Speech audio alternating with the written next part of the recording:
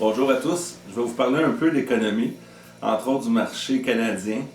D'abord, on sort d'une année faste au point de vue du marché boursier. L'indice TSX 300 a monté de 17,5% en 2016.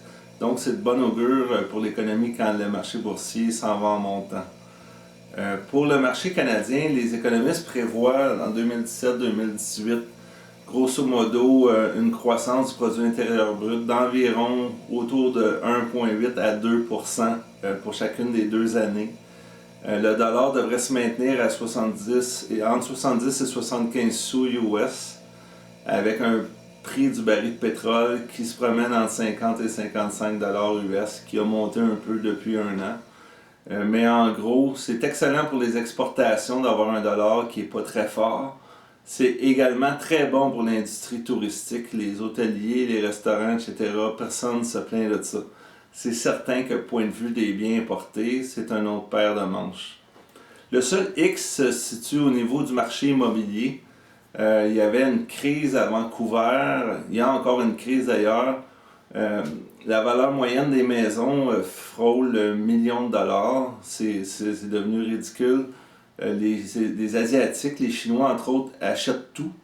Et puis les prix ont pris des proportions gigantesques.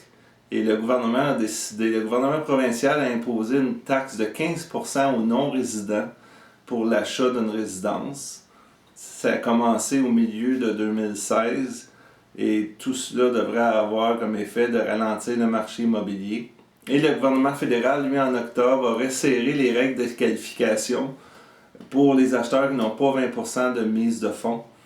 Ça va être beaucoup plus compliqué et maintenant, un couple qui, exemple, voulait acheter une maison à 350 000 qui se qualifiait tout juste, maintenant ils vont se qualifier pour l'équivalent de 260 quelques mille.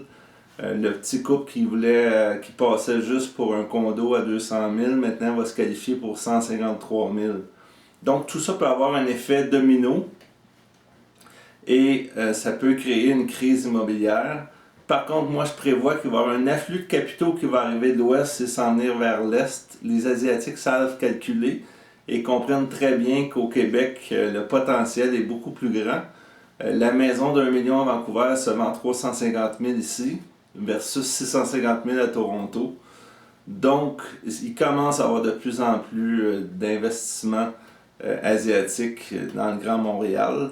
Et ça devrait contrebalancer pour la difficulté que auront les gens à se qualifier pour les premiers acheteurs. Et ça peut faire boule de neige. Le deuxième acheteur pas capable de vendre sa maison, etc. Le troisième. Donc, ça sera à surveiller de très près.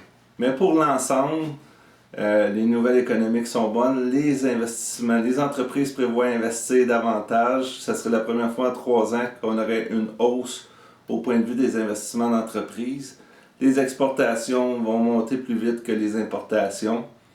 Donc, pour l'ensemble, le taux de chômage est à son plus bas niveau depuis 40 ans, autour de 6,2% au Québec. Donc, les nouvelles sont bonnes, on a une stabilité politique. Et ce serait intéressant de voir au point de vue du marché immobilier parce que, comme on sait, quand la construction va, tout va. Fait qu'en espérant avoir la chance de se rejaser encore prochainement. Au plaisir!